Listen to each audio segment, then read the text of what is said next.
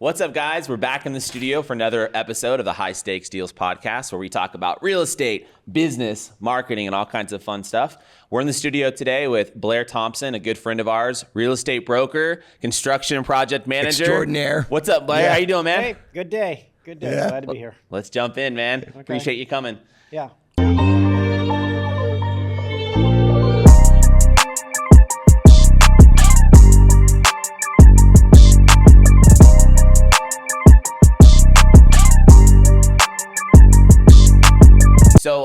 So Blair, by the way, before we get into all the business side of things, how long have we known each other? I think we've known each other somewhere around 15 years. Does that sound right? 15 years. You've been putting up with maybe Greg and I longer. for that long. Is there huh? any way you could tell that story, Blair? Could you do it fast? How you met Brandon? Well, I met Brandon at a listing that I had, and it was just a tiny little thing in the Studio City Hills. And we kind of went through that thing, but we didn't really know that. I was representing him as he had his license, but it was kind of a funky thing. So I was representing both sides. Both sides. But that was kind of boring. By the way, that was interesting. There's this little house in the Hollywood Hills, and the owner was a realtor also, and she had had it for a while. And we were looking at this thing because we wanted to come in and see if we could either add on to it or tear it down and build something new. It was when I had my house flipping business. Yeah. And it was just this interesting. It was kind of my first experience into like checking out the Hollywood Hills, because up until that point I was kind of more of an Orange County guy. Yep. And it was Aaron at the time that kept saying, we got to go to LA. We got to go to LA. Like, stop with the orange bubble. Like, let's go to LA. And so I was kind of just getting like my feet wet and like, oh, Hollywood Hills. Wow, this is cool. And there Blair was trying to sell me this little shack on a mountain. You know, it had great views, by the way. But I'm up here going, wow, okay. Was he successful? Did you buy it? Never bought it. Oh, okay. Never bought it. Actually, I think on that deal, didn't we give her some money to tie it up? And I think it was even non-refundable money. We walked away from She's a couple back bucks. talking about going, and that was just one little piece of it. It was like a 3,000 square foot lot with a 400 square foot abode on it. But she's got this knoll. There's a big piece right next to it, no? 270 degree view of Universal in the hills, and it's really cool. She's back. We'll talk. You know, she's around. She's back. Try to sell it to me again. You met her when we went down that one down in Orange County. That funky little thing. She had an attorney, and her son was trying to take it over, or whatever. A couple months ago. Yeah.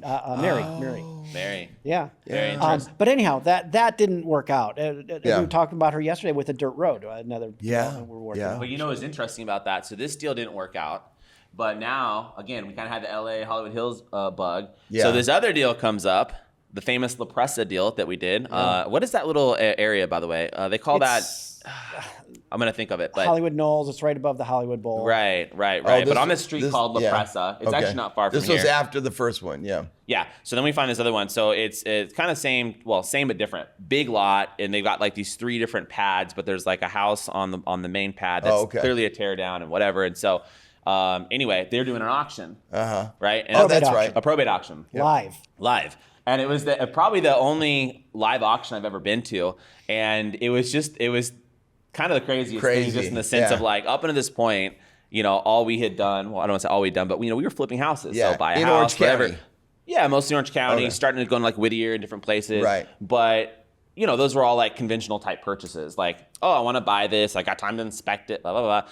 Now we find this deal that's an auction. But now, wait a minute. Were you two there together, or you just randomly showed up? No, we knew each other from the previous. So now you're together on this one. because now basically he's going to be our broker in the area to help us find something, right? Okay. So this deal comes up, and my partner at the time, Aaron, who was more of the crazy guy, he's just like, oh, dude, we got to buy this. And I'm like, the funny thing is, Aaron came across as a normal guy, but I know in the end, he was the one that was like, Aaron, if you're listening, we know you're not the normal guy. Yeah. But he was just more like, hey, this is a good opportunity, no risk, no reward, let's go for it. And so, you know, come to find out as we started looking at this deal, because it was a probate auction, like they don't give you any time. Like the way, like in other words, you got to do any quote unquote due diligence up front, but as soon as the auction date comes, you got to write a check for, I believe it's 10% of the purchase, non-refundable. But don't you get into escrow and you still have time to review? No. I mean, you have time to close, but there's no back out. You lose your deposit. You get in. You lose your 10% deposit if you back out. Yeah. Okay.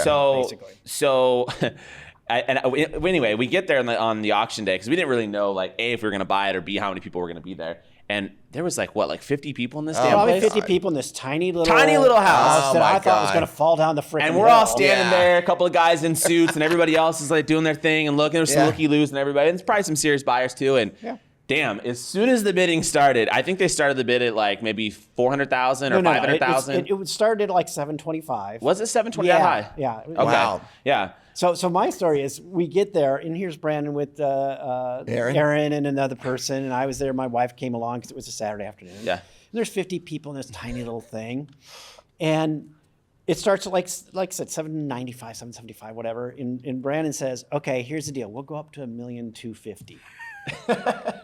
He says, Oh, shit. "We're gonna stand over here. You stand over there." Yeah. Yeah. And we're just going to give him like a little sign, And like, we'll like a come little like fly nod or you if we something. want you to stop. Yeah. And he says, just keep doing what you think is doing. Now, I've been to a couple auctions before, but I've never live bid. And there just aren't that many of these. So everybody starts bidding on it. And like I said, there was probably 50 people. There were probably. No. 700,000 right here, 710. But you have to, probate rules are you can only go up like 3% at a time or something like that. It's a really small increment. Yeah. Right. And so this auction, who's an old guy, and he's got little cassette recorders that he's taping the thing on. Yeah. And So later you can't say, oh, hey, I didn't bid. Yeah. He's got his 3 or 4 helpers throughout the audience. It's a real auction. Yeah. You know? Right. And so he starts it off, and I'm just sitting back. I'm waiting. And they're coming up, and little by little by little, and it's like 7 or 8 people there bidding. And it gets up to like 900. And I go, million. Yeah, he goes right to it. Blair just wants to smoke everybody. But you're a hell of a negotiator. But I was getting nervous anyway because I'm like, Blair, make sure you bid, bro. We want this fucking thing. Because now it's not almost the look, you're at a live auction. You're like, no, they're not going to beat me. I want this thing. Okay. Right? And they know that's why they do it because it's like it actually ends up, and he had the same thing going on, Mr. Million. You know? Yeah. It's like, okay, let's get through this nonsense. These guys are playing. Go on, Blair. I'm dying to hear. So it came down to like 3 people who were bidding, and we're going up, and the auctioneer says, just do it. $1 million. So we're going up little by little, and it ends up between us and another group. And you can correct me what your memory is. You're on the other side of the room, and we're glancing at each other, kind of. And I'm This like, other Blair, group don't is lose this. like Do not let them 10 smoke us people here. together, and they're you can tell who the broker is, you can tell who the wife is, you can tell who the husband is, and they're arguing on every bid. Right. Every bid, they're like gesticulating and screaming and yelling, and I'm Blair's just sitting cool, there calm, being and collected. real calm. And I go to one of the helpers. They said, "Just stick with me," And I just, as soon as the bid came, I would just bump it up, bump it up. Yeah. And finally, it got down to it, and we won it. We won. What did we won? I believe at $1,125,000 or something. $1,125,000. Yeah. Okay. So tell me what happened. Well, so then flash forward. So first of all, as soon as we won that, it was like, woo, we won. And then the realization set, and I'm writing the guy a check for $112,000, non-refundable. Here you go.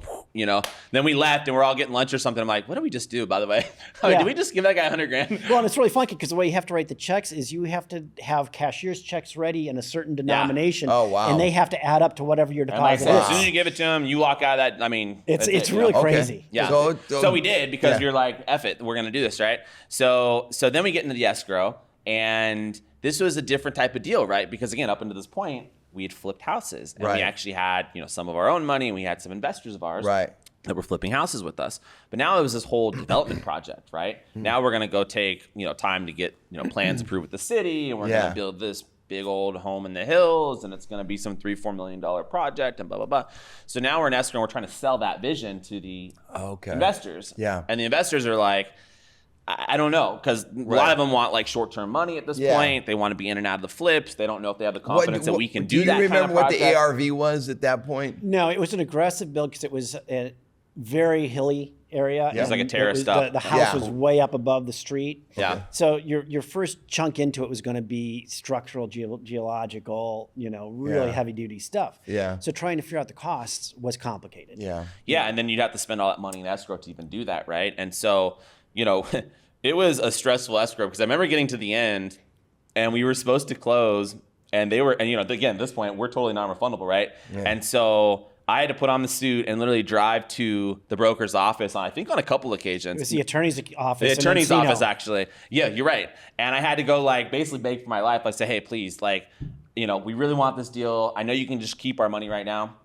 but if I give you another 5,000 today, will you give us another 30 days? Or I forget what it was, but basically I had to write him some more checks. And they were nice enough to actually take my money and let me not totally murder me when they could have at that point. So I kept feeding the beast. And meanwhile, I'm like, Blair, I don't know how the hell we're gonna close this thing, because I don't have anybody that's gonna loan me the money. I don't have the $1,125,000. I mean, I'm into this thing now. This is a really interesting story. Yeah.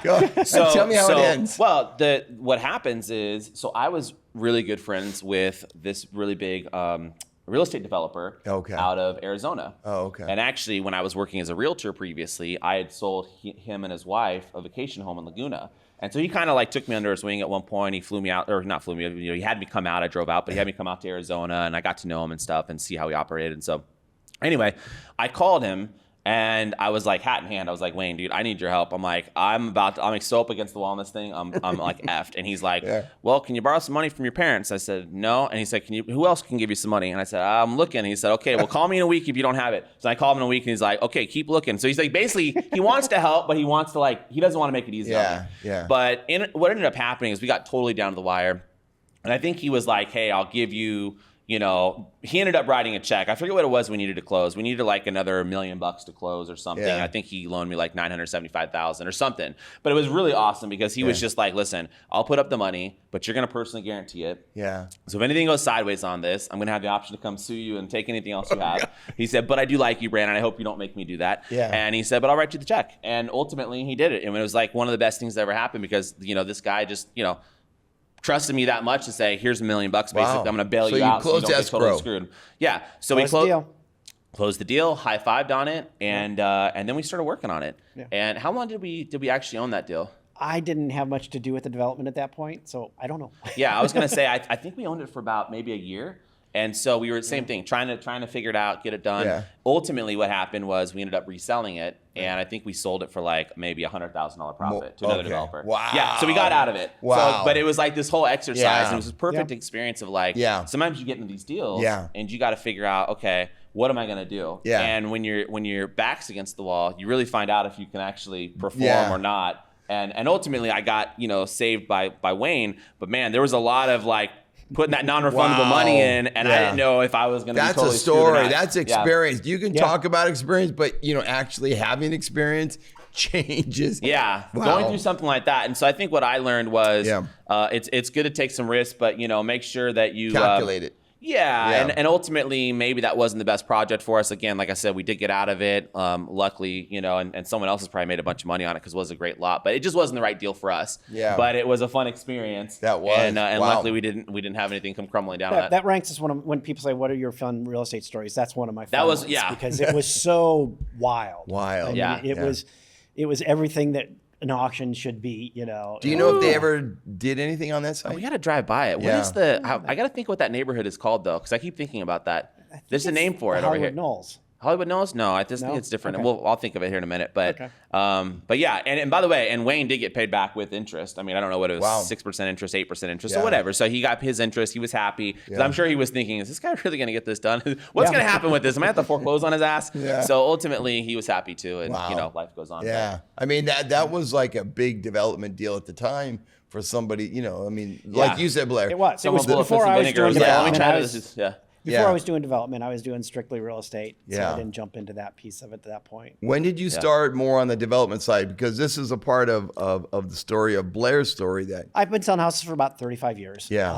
Now, at that point, it was 20 or 25 years. I got into it piece by piece by piece. I was representing a client who was flipping, and we did like 4 or 5 flips for him, and just an individual guy. And my friend, who now is a contractor, had contact with a guy who wanted to play Monopoly. He's oil well rich, and just wanted to start investing in homes. So he says, put together a portfolio of what you've done, what you think you can do, and give me a presentation. So me and my buddy went over there and talked to him. And again, this was 15 years ago. And the guy says, okay, it looks good. $2 million. Can you do something with that? I was like, sure. He says, just let me go out and find a house. Tell me. We'll put it in my name. You guys fix it. And that's exactly what we did. We did it on 3 houses. So the agreement was what? So he would put up the money. Yep. You guys would do the sweat equity or the work. Yep. And then there was some type of split of profits? Yep.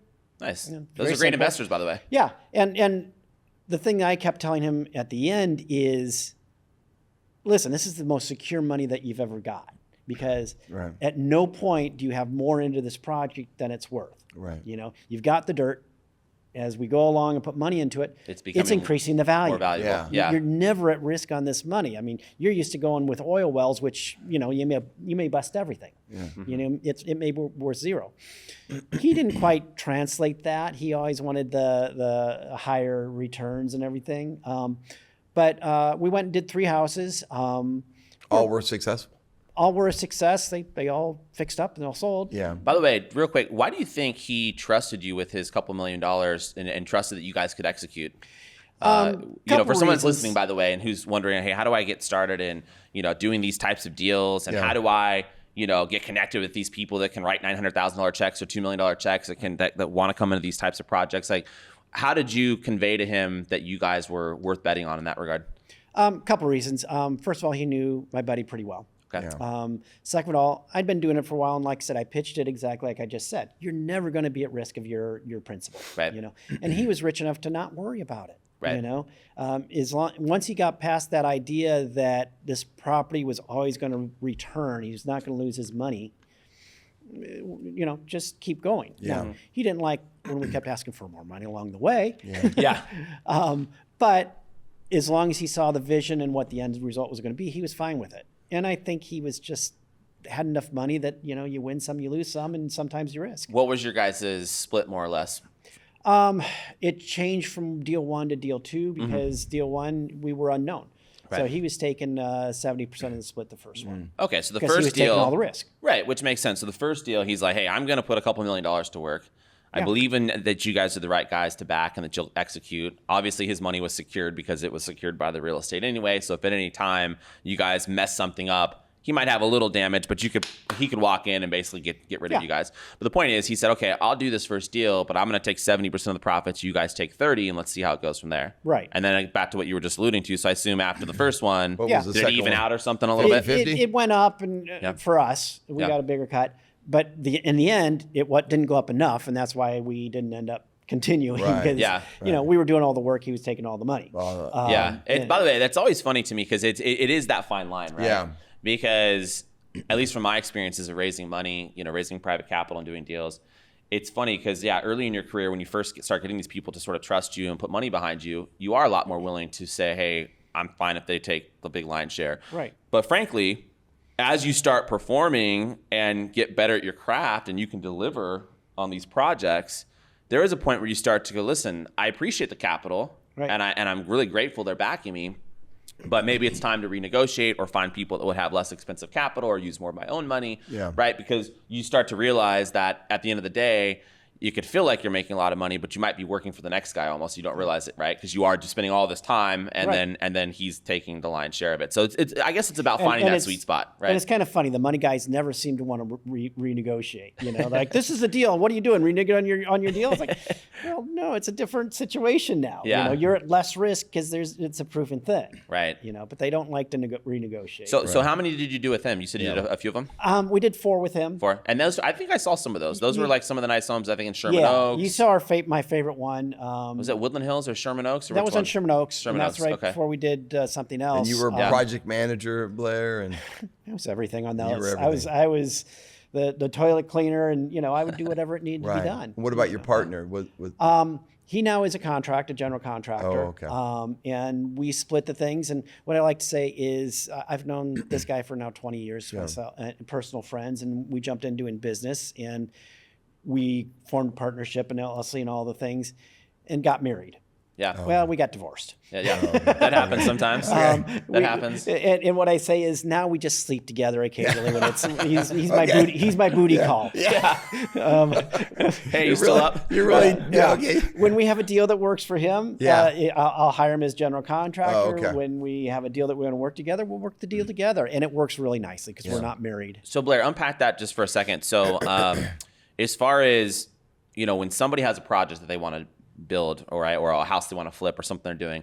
How does that work? So even though you don't have a general contractor license, you will almost put together a package with the ownership, right? Where you'll say, hey, hire me as the project manager, which means I'm going to kind of coordinate this whole thing. I'm going to bring in the licensed people that need to perform the actual jobs. I'm going to work with you, Mr. Homeowner, to make sure that we're good on budgets and timeline. And your job is to go out and execute. And typically, you'll either have some type of share of the profit out the other side, or like some type of monthly management fee that you get, or a hybrid thereof. But it's basically something like that, right? You come in and almost produce the project each deal and is make different, it all happen. You know, and I have to be careful because project manager legally is a real kind of vague term. Right. You know, sometimes it says you need a license, sometimes you don't. Right. I'm pretty careful that I always work under a contractor's license, and I put Thompson Innovation as my project manager. But when I'm dealing with the principal, it's usually under a contractor's license, you know, because that. So you'll do the work with the homeowner, but you'll still bring in someone that has a GC license, and then marry it all together. Yeah. I don't hire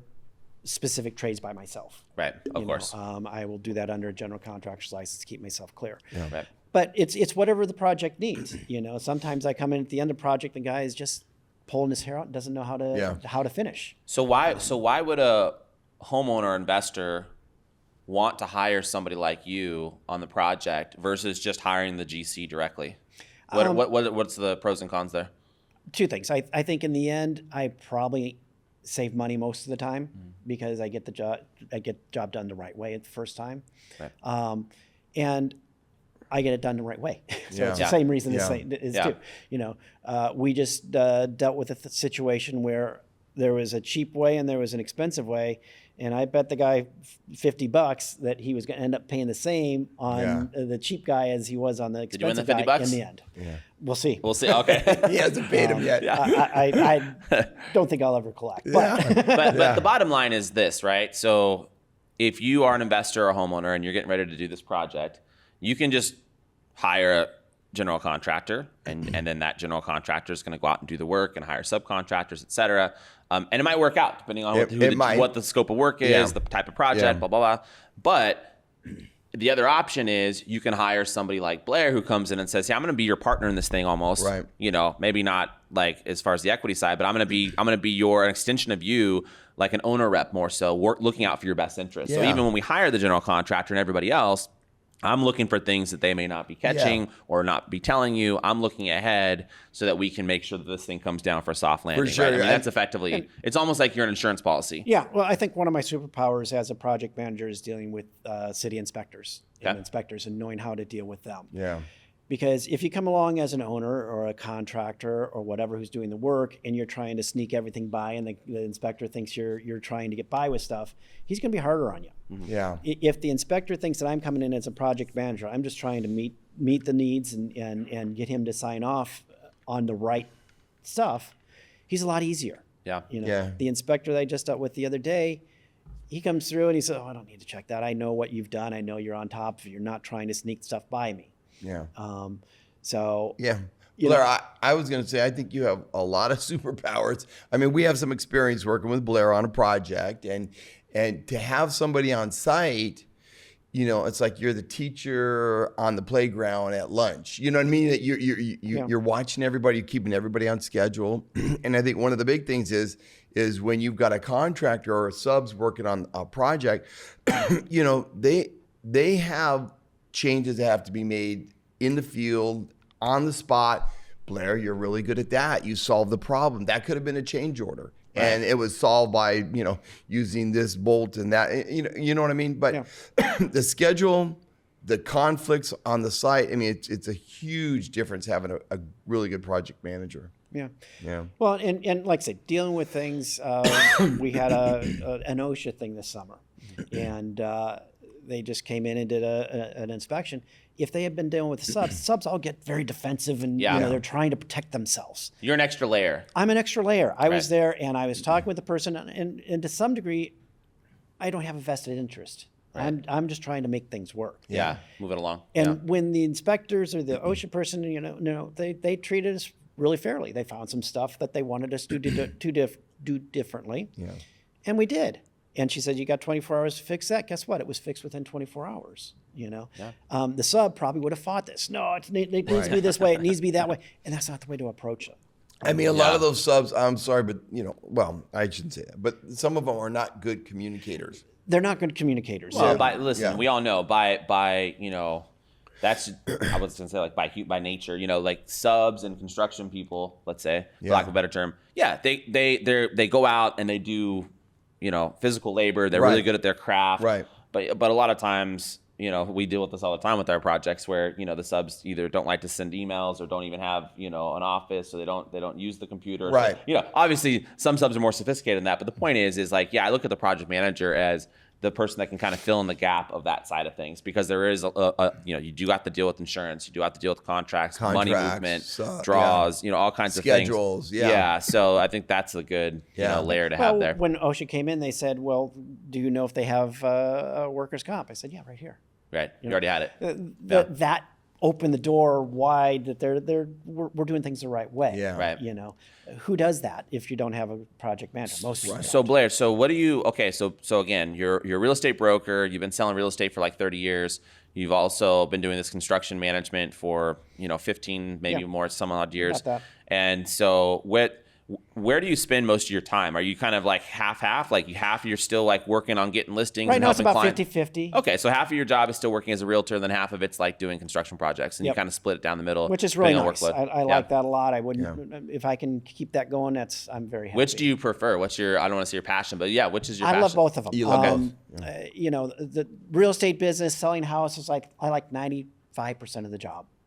Which is pretty good. Yeah, that's pretty good. Think most people can say that about their jobs. There's 5%. Well, I'd really rather not do that, but that's 5% dealing with Greg or what? Well, he gets a. I get a 3%. Yeah.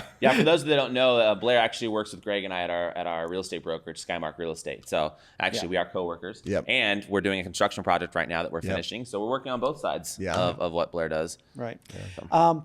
The construction stuff, kind of the nature of the beast, I think, is there's always something new. Yeah. Every day, and I can complain about this some days, but it's kind of what's exciting about it too, is I don't know what call I'm going to get that's a problem. Yeah. I like solving problems. I like digging into it and saying, there we can do it this way. Right, because that's at this point, way. selling houses, even though actually selling houses and doing real estate transactions have their own array of problems and things that come up during escrow, but obviously probably nothing like the construction side of the business. Well, over 35 so many years, I've sold a lot of houses. I don't say I've seen everything. I've seen some form of everything probably, and so it's like, that I solved it that way, or I solved it that way. It's not that same mystery. What about anything on the job site that's been like a crazy story, like anybody, you have to fire anybody, or they're quitting on you, or stuff getting stolen or broken into, or a house burning down, or I don't know. You must have a couple of, what do you got over there? Yeah. Well, the most interesting story probably is the house that you saw over in Sherman Oaks, and our plumber, and he's an artisan. I mean, he just beautiful solders. Things are really particular. Really nice guy, 6'4" guy. Wow. He's done some time, so he's got his rough side. Okay. Oh, okay. So we're doing this project, and a little half bath, and I walk in, and we'd had some discussions about where to place the toilet, and you're like, no, put it over here. He's all, what? all the other guys on the site respected this guy, knew that he knew what he was talking about, and he 6'4". He would I know how to respect him. Huge arms, tattooed, and Blair's just like, please, can you put it over here? Well, yeah. No. You should know me better than that. So he had told this guy the framer to fur out this bathroom by 8 inches. Mm-hmm. Just put this false wall in. Yeah. Right. I was like, Pablo, why? Well, the joists are there, and it needs to be in the center of the room. It's like, I'm not losing 8 inches off of a room so that you can center your toilet. Right.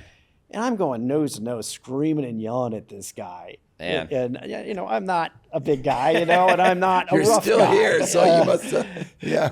So, were you guys like, fighting in the yard, or what? What happened? No, in the house, and the neighbors like, dude, what's going on? Yeah. And it's like, Bob, you have to understand, I know comprehensively what's happening. Plumbing like the back of your hand. I will never ask you about a plumbing issue. I'll never confront you on that.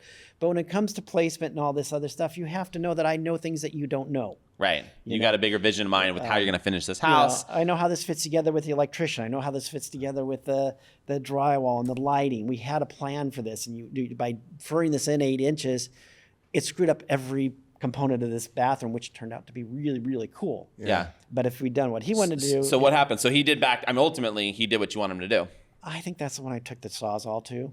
Yeah. Why you did what, Blair? Oh, you cut it out yourself, huh? I did it myself. I took the Sawzall, and I told my framers, you don't listen to Pablo, you listen to me. Oh, wow. You know. So you guys still doing work together, or Pablo write you off after that? Yeah, we're good. We set our piece. Yeah. It's got to go down sometimes. My blood pressure was way up, and I try not to do that anymore because it's not the. I don't see you get worked up that much. No, I know a few times, but I don't. Listen, maybe Greg's seen you get worked up more, but I don't. There was an incident, but Blair has a long fuse. You with the Pablo or what? No. Blair has a long fuse, but man, when he hits that end, he's ready to go. I feel like that's the type of like me, I'm kind of that more Italian side of where we get a little worked up and then we're not worked up. We get worked up like we're always like that, Yeah. But like I feel like the quiet people who never get worked up, those are the ones you got to watch out for, because when they do get mad, like you said. Yeah, we were talking to a guy and my fuse, I just lost. It was the end.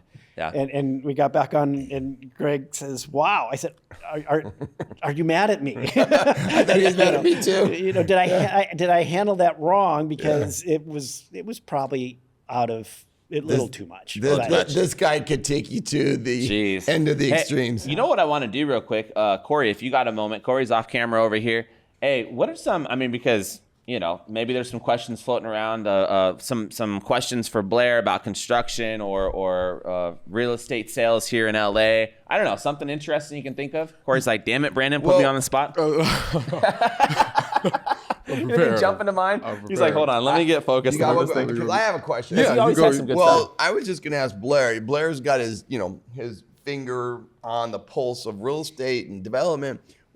Where do you see real estate, at this juncture, in time? Is real estate on the upswing, development? I know a lot of laws have passed for the ADUs. Let me give you the blank answers. I've got no idea. I think you don't have a crystal ball. There's a little 8-ball thing over there. You want to shake it or what? Let me tell you this: my 28-year-old son, we just bought a house. He just bought a house. His own nickel. He did it all. He's got a good job. Yeah, congrats to him. Just bought a house. So I do think that it's good. Right. Okay? Yeah. I think there's a lot of mutations. He's going to be there for the next 20 or 30 years. This is an investment house. When he moves out of that, he's going to buy something else and rent this out, rent the ADU out. So it's an investment. So it's not a short-term play. Right. That's good. Yeah. Real estate, I've seen the ups and downs. I've seen the really, really downs. 2008 sucked. It was bad for everybody. But real estate's the only thing over the long term that just keeps going up. Right. So it's not a short-term play. If you're doing a flip, you make your money when you buy the house. You got to buy the right property. You can't, one of the things I tell people when they come to me and they say, well, I want to buy a house tomorrow and flip it. It's like, that's not the way to approach it. Right. Say, I want to buy a house to flip when the right deal comes along. Right. It may be 3 days, it may be 3 months, it may be 3 years before we find the right deal for you. Yeah. Don't buy something just to do it. Don't rush and buy an auction property, a piece of land over here. Well, $1 million. Blair, where the hell are you? $1 million. That may have been one of the components to that. Maybe a little impulsive. Yeah, exactly. Yeah. But you're somewhat positive on it. I mean, I'm always positive on real estate. It does go up. It will go up. This is California. They're not making it anymore. They're not making the weather. I moved here 37 years ago, and a large component of that was get away from the weather. Yeah. It really was. Yeah. And I never looked back. Yeah. And I won't. I'm very, very positive about it all. Yeah. I think it's a good point. I mean, real estate really is a long-term investment, and I agree with that wholeheartedly. And anybody I've ever seen that has gotten quote unquote hurt with real estate, it usually is because it's some short-term situation where, hey, they were like, oh, I took this loan out that I shouldn't have, and I wasn't going to be able to afford the payments past 3 or 4 months, and that's when they get hurt sometimes. But I think generally speaking, if you can hold on to real estate, you have a long-term vision on it. You can't lose. You can't. You're always going to come out ahead. Yeah. The only people who lose in a down market are the people who have to sell. Who have to sell. If you can sell and buy, it's all relative. If it's down when you sell, it's going to be down when you buy. Well, and by the way, and that kind of segues into why Greg and I are so passionate about building a multifamily portfolio, because particularly when you look at staying power, right? Yeah. When you buy these properties and your rents are so much higher than your mortgage, you can take a long time to turn that property around. You know, if that building goes up and we can get rid of it in a year for a big profit, great. If it takes us 5 or 6 years, that's fine, as long as the rents are coming in, because that's paying for itself every single month. But when you do flip sometimes or some speculative build, it's just money in, because there's nothing coming back. And you can make a lot of money, and you can make a lot of money in the short term, but it's a lot riskier as well. You better hit it right. And you, like Blair said, you better buy the right property. Otherwise, you get spanked on the butt a little bit. You know? Or big time. Or paddled. I think you're right, Blair. You got to find the right deal. It's not just, you can't go in and buy something and just manufacture. You can't force it. Right. And buying it. You know, the saying is real, location. Right. They said, no. Location's predictable. You can tell what it is. It's timing, location. Yeah. Okay. Timing, location. And like I say, timing is harder to predict. You know, you can say there's all these economic theories or all these ups and downs and charts and all this. There's always something weird going on. Yeah, you know, sure. We are so overdue for a blowout of the market, the real estate market right now. A correction. It's supposed to be every 7 years or whatever it is, and we're like 14 years. Yeah. Right. I think the problem is we just don't have enough inventory. You know, I mean, and I'm not saying it's a bad problem, but I mean, I think the reason I should say that we haven't had a bigger correction is because you don't have the housing stock, and you have so many people that want to buy these properties. So even the last couple of years, when the rates started getting all wonky and all this weird stuff, we thought, oh man, this is going to like tank the market to some degree. And it really hasn't. You know, there was some, I think, softening of pricing and some, sellers being more, favorable as far as concessions. But there, when 3 homes only come up in a neighborhood that everybody wants to be in, it doesn't matter what's going on with the interest rate. Somehow they get gobbled. I agree. If it's priced right, it's going to sell. Well, because one of the things you're absolutely right is there's always a need to sell and buy. You have babies, you die, you go to college, different needs in your housing needs happen. And people are always going to have to move. Right. Your job changes, your location changes, your whatever it is. So there's always a certain built-in need. Yeah. Do you think younger people nowadays, especially with how expensive real estate's gotten, do you think that they are wasting too much money on rent? Should they be prioritizing getting into real estate a little faster or buying the roof over their head? Or do you think it's okay for them to take the approach of like, hey, I'll buy maybe when I'm ready, but in the meantime, I'm gonna do some crypto and some other stuff, and I kind of like renting because I can be a little light on my feet and bounce around to some cool places. I mean, I don't know. What's your thought on that? It's a tough question because my son bought a house. It was in the $800,000 range. If you figure out, isn't that crazy? And that's like barely squeaking into a first-time home. Wow, anymore. That was barely squeaking into a first-time home. Yeah. Where did he buy, by the way? Like what part of the North city? Hollywood. Okay, that's right. Yeah. And like I said, he very fortunate. He got a good job, and he lived with mom and dad until he was 28. Well, that'll do it. Yeah, that'll save up some money. That'll do it great. Yeah. You're not sending those rent payments every month. And he was smart enough. He drove around a little 10-year-old Volkswagen and put almost every penny in the bank. In the bank. Yeah. So he was able to save up enough to do a nice down payment on the $800,000 house. Yeah, he's very fortunate. Got a union job. He'll have it for the next 30 years probably. Until he can retire at 45 and then his house will be paid off at that point if that's his plan or whatever. Yeah, his house will be paid off. He'll have tenants in it, and he'll have another house. And he's got it. But that's not typical, and he understands that he's the rare entitled person who emotionally could stay with mom and dad. Right.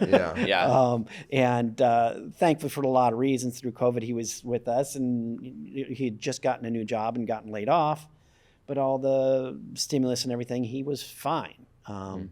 But most people can't do that. So what does the person do they're sitting there paying they need rent a little every guidance month? too. I mean, you being dad, you can guide him a little bit. It's a little confusing because, I didn't own my own house, or I've never lived in a house by myself. I've never lived in an apartment by myself. I went from my home with mom and dad to college in a dorm.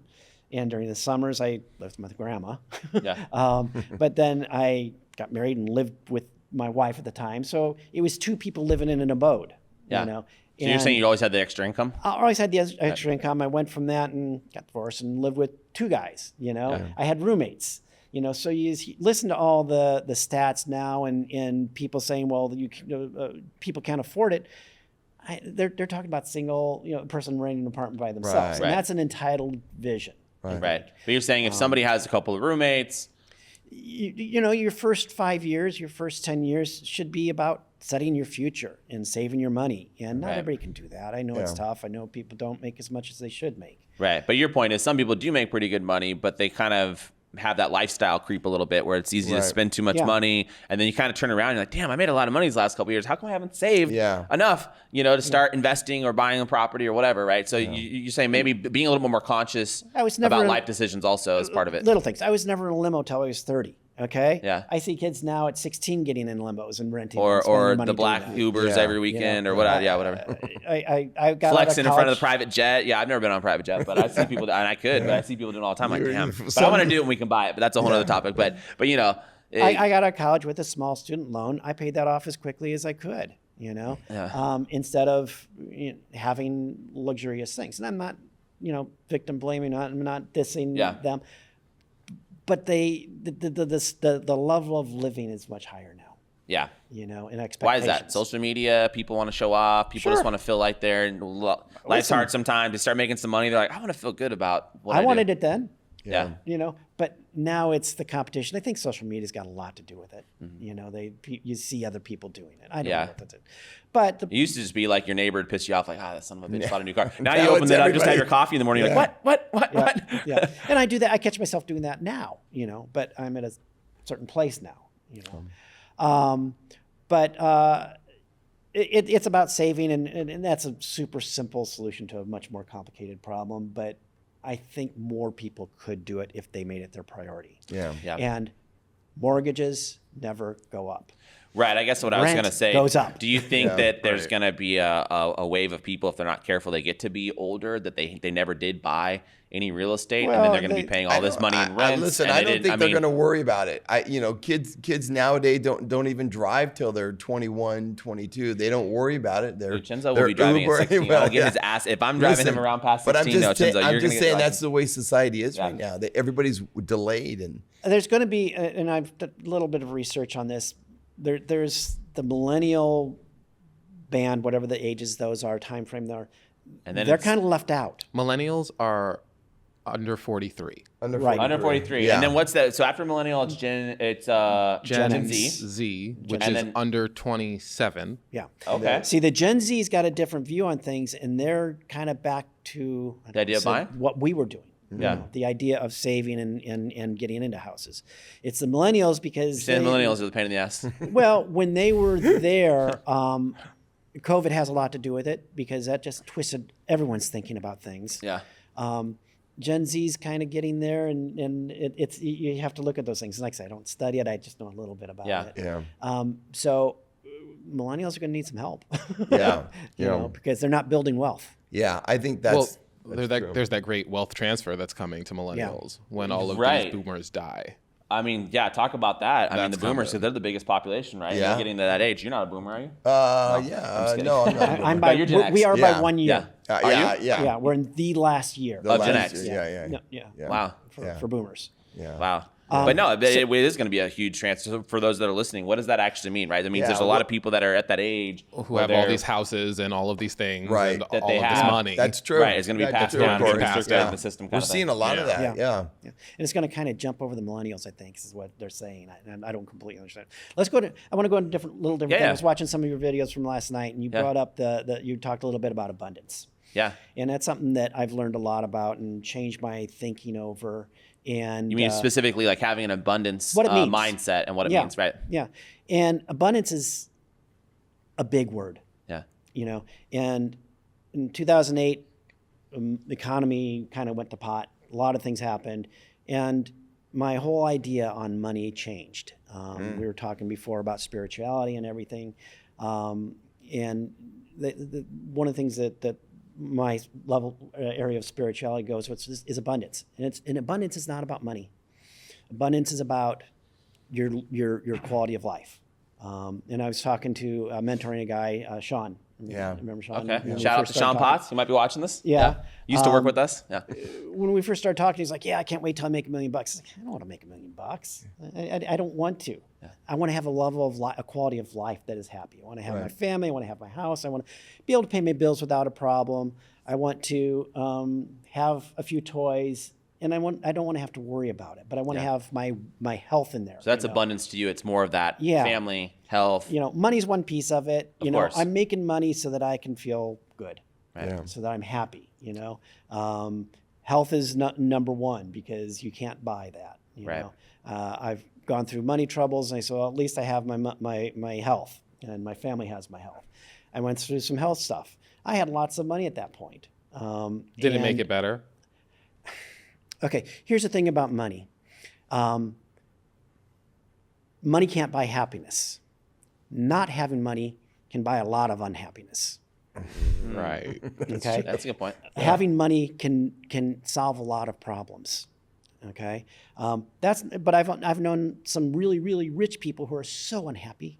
And I've known some really, really poor people who are very happy. Right. And I kind of learned this looking at a study of people, and they said that some of the happiest people are the native people in Africa who have not a pot to piss in. Right. They're happy. Can you imagine what a They nice don't have lifestyle, and in a lot of ways expectations. that would be, exactly, without the stress of waking up every day of Yeah. like, I got to do 13 calls and do this and do that. Well, And Yeah, and they're just, all they worry about is getting their food, and if the food is there and reasonable, they're happy to go out in the morning and pick their vegetables or whatever and go home and sing songs and be happy. Yeah, I like the abundance mindset, Blair, because also, it talks about how you treat people and how you interact with people. Like, and listen, Brandon's good at this. Like, don't nickel and dime this, transaction, whether you're working with other agents or a subcontractor. You can't nickel and dime them to death. At some point, a fair amount is a fair amount. there's a line between being a good business person versus being like making everybody resent you because you want to like pick everybody's pockets that you work with. Exactly. They'll get you in the end. Yeah, it's karma. That's really what it is, either through change orders or quality work or whatever. And the way I work is I like to work with the same people over and over again. Yeah. If I screw them on this deal, they're going to get me the next time. I'm not going to get them. I have to go out and find somebody new. Yeah. If I have to go out and find somebody new, it's a chance that they're not good. It's a chance that they're not doing things right. Yeah. So Blair, when you unlocked that in your brain as far as started thinking differently in 2008, like you said, and having this abundance mindset, how has your life and business changed since then? In tangible ways? Do you feel like that's that shift actually? Okay. First of all, my blood pressure is normal without any medication. And that's a big deal. Even when you're talking to Greg about some of our deals? Even when I'm talking to Greg. It may go up a little bit, but overall it's fine. I'm happier. Like I said, my family went through some health stuff, and I had the strength to get through it. And things came. Yeah. You can go all woo woo and if you think about it, I'm losing the word right now. The attraction principle. Okay. Like law of attraction? The law of attraction. Yeah. I don't know how much I believe that, but I do believe that if you're in a good place, more good things are going to happen to you. Yeah. Like an energy, a karma thing also, a little bit? That gets real big. Yeah. Not necessarily karma, because I don't think that it's that direct. I don't think that it cares about us individually. Mm-hmm. But I do believe that when you surround yourself with good energy, good things are going to happen. Yeah. If you surround yourself with people who are crooks, if you surround yourself with people that are bad people, that's what you're going to get. Why do you think so many people struggle with like adopting an abundance mindset? Why do you think people fear? No, I don't think they recognize the possibilities. I don't think they're thinking like that. I think everybody's at some point it comes into your life and you go, wait a minute, wow, this actually is something. I think fundamentally it's fear. What's that? It's fear. Yeah. I come from nothing. I moved out to LA with my. Where were you from originally, by the way? I'm from Indiana. I went to Purdue University. That's right, got Indiana. My degree. Okay. And was out of school and moved out here with my car in the littlest trailer you could get with my possessions, and probably about $2,000. By the way, when was that? That was, I imagine, the 70s, right? Was it 70s? No. It wasn't that early. I don't know. Brandon. He kind of has Greg. Blair can do it. Blair kind of has a 70s vibe to me. I don't know. I imagine him back in Hollywood with some big pants and stuff. So Blair's got he's got this trailer now that he takes out to Malibu and just. It's really kind of cool. I've got a retro camper. A retro camper. Yeah. 2018 model that looks like it's a 1950s. So I like that. I like. Okay, so even in the 70s, you weren't Blair old enough to be likes nature. relocated Yeah. to California. Yeah. Would you consider yourself? Were you kind of more of a hipster, hippie kind No, of? not at all. Okay, Not at okay. all. So I was a nerd. Oh, a nerd. Oh, okay. I moved out here in '92. Oh, okay. Nice. A little different than the 70s. Yeah. I wasn't out of college in the 70s. I graduated high school at 18. It was like 8. What do you think I'm doing? Yeah, exactly. Just walking Ventura Boulevard. Hey, you came out by yourself? Blair? Came out by myself. I had a job, didn't have any place to live, and just made the most of it. Wow. Man. I was working in a travel agency, and I was getting to travel a lot and having a good time. And met my now wife, and decided it was time to get serious. It's LA. What am I gonna do that makes money? Yeah. Houses. Yeah. There's money in houses, right? And it's been a fun ride. By the way, if you look at I'm just thinking back to like the 90s of I'm imagining what it was like to start selling real estate then, where first of all you didn't have. There was no MLS. No. You had the books. Like a client came into your office and said, "Show me what you got." And you took the book out and said, "Okay, well, there's one on Elm Street. We can go see this. And I'm gonna have to use the map, the Thomas Guide or something, and figure out how the hell to get to this part of town." But you had all these editions of Thomas Guide. Absolutely, and interest rates were 13, 14%. But prices were. And prices were lower here, but they were still high. But you still, you counted on your tax deduction, your home tax deduction interest.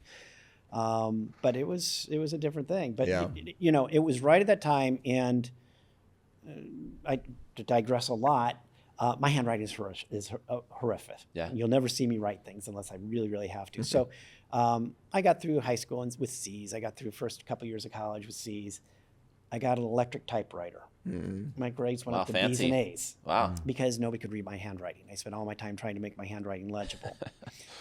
So I was one of the early adopters of computers and using computers to communicate with, because I don't like to communicate via handwriting. Yeah. So in the office, one of the things that helped me a lot is I got my license and I went into a real estate company, and that's just when computers were starting to be used, and the MLS was just going online. I was the only one who could figure it out. So I was helping everybody else, and they'd bring me along and they'd let me have a piece of the deal. And that's how it built. Wow, and it built up from there, huh? From there. Blair, real quick, what advice would you give to somebody that is a younger person looking to start in real estate? It could be an older person too, but someone that's looking to get into real estate in terms of the sales side of things. If they want to become a realtor, should they go to a big fancy office? Should they go to a smaller team? Or just should they be out a mentor? Yeah. What took my real estate career to the different level was I got with a team. Yeah. Got the right team. I started a team with two other guys. Big aggressive guy who was brand new in the business, but he's just a salesman through and through. Yeah. And another guy who is just a salesman, but been in business, and myself, I know how to get things done. Yeah. When it comes down to it, I'm the nuts and bolts guys. Yeah.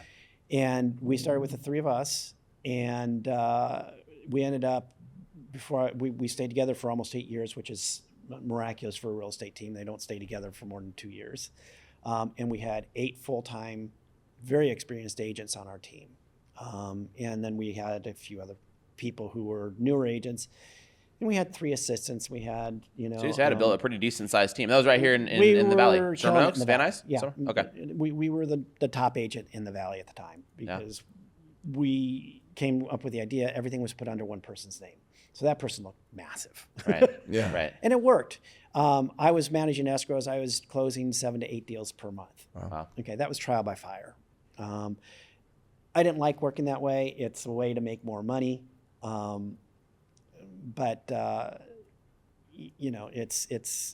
it's hard. Yeah.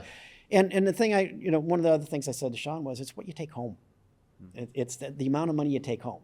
So you're saying sometimes people are so obsessed with, I got to make a huge amount of money, but at the end of the day, it depends on what your expenses are and how you're splitting everything with the team. Like, in other words, it's okay maybe to do a lesser amount of business and not be so crazy and still probably make as much money depending on what the net is. We had advertising, we had assistants, we had all kinds of stuff you guys had to spend on. We were spending money like crazy, and I wasn't taking as much home.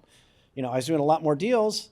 I wasn't taking as much home. Now I'm not doing that many deals, but I don't spend that much. How long do you think somebody getting into real estate needs to plan on going without a paycheck? Is it realistic to think that if they get into real estate, they're going to sell a house in the first couple of months and get a check? Should they only get into real estate as a realtor if they can go 6 months without getting their first paycheck? Or what would you say to someone? Because I know that's always a lot of people get in, by the way, because I know this. I've been an agent and a broker for a lot of years myself, but I've seen a lot of people get in and they start off very motivated and excited, but about the 40-day mark or something, they're going, oh shit, I got to get the hell out of here. I haven't gotten a paycheck. So people kind of boomerang in and out of the business. And obviously we used to joke about the DNA deals, right? Your family. Yeah. Your friends, the people who have to use you. Right. And that's only going to last so long, because if you're not good and you get in a lawsuit, you're going to bump out of the business. Right. And that's what happens to a lot, unfortunately, because there are things that happen. So you're saying when they first get in, they should be focusing on friends and family, people, low-hanging fruit that already know them, that might trust them.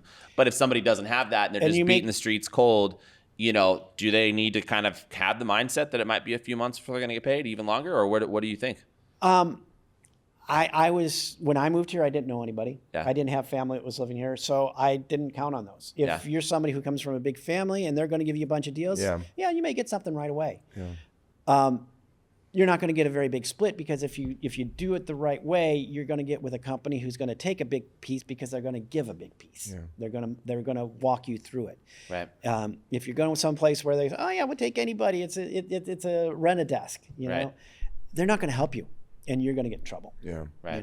So you're saying it's better to go to maybe a team or a group where you can have kind of a little bit more certainty that deals are going to come through, even if you're going to make a smaller piece of each deal. At least you have some deal flow happening while you learn the business, versus being on an island. You're like, yeah, I'm a realtor. Okay, what do I do next? Yeah. I'm going to go knock on some doors today. Yeah. So that you can learn. If you're only doing 2 or 3 deals a year, which may be fine.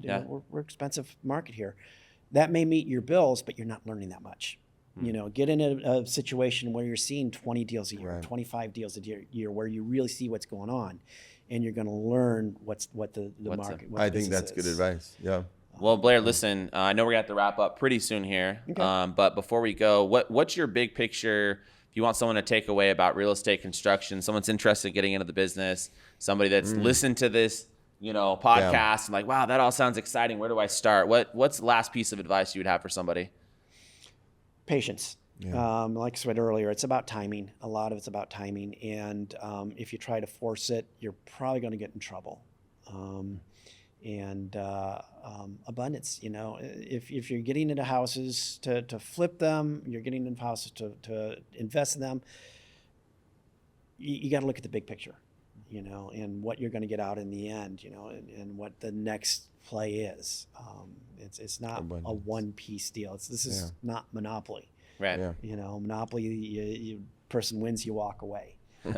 I always wanted Boardwalk and Park Place. Yeah. And that's not the way to win the game. Right. That's the way to sound big and feel big. It's not the way to win the game. If you ever land on my hotel, though. Yeah. Great to get the last laugh. I think I've seen more people win with the cheap properties than with the Boardwalk and Park Place. Yeah, true. But patience, abundance mindset. Yeah. Don't be too fast to force things. Yeah. That word abundance, Brandon, it's come up quite a bit. We need to get some gear like abundance. On our t-shirt, on our hat, Well, listen, guys, you heard it here. Appreciate you guys listening today. Hope you enjoyed the episode. I know I did. It was awesome. Every time we sit down with somebody, even that we've known for 15 years, we learn something I learned new. a lot. Yeah. Yeah. So, Blair, thank you, man, for coming on the High Stakes. And that's a wrap. Good. Woo! Boom. What do you think? Bam. That was good. I wasn't recognizing time until like the very end.